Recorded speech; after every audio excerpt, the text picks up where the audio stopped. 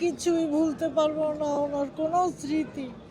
হ্যাঁ, ওনার কোনো স্মৃতি ভুলতে পারবো না। কবর জিয়ারত করতাম, উনি মারা গেছে পর থেকে কবর জিয়ারত করি বাসায় বসে বসে।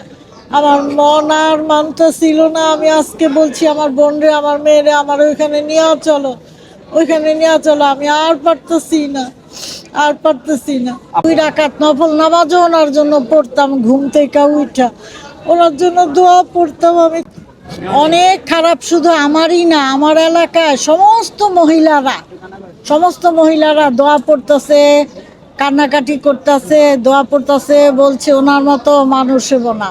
আর আমিও অসুস্থ হয়ে গেছি, এর জন্য আমাকেও বলে যদি আর বাইর হইতে পারবে না তুমি, ম্যাডামের জন্য এত ভোট চাইছে। ওনারা আমার দলের থেকে এত পছন্দ করতো, মহিলা দলকে, ম্যাডামকে খুব পছন্দ করতো, বলতো যে ঠিক আছে। এখন বিগত সামনে নির্বাচন হইলে যেন আমি দোয়া করি ম্যাডামের মতো সুস্থ বিচার হোক, নির্বাচন হোক, খুব ভালো মানুষ আসুক।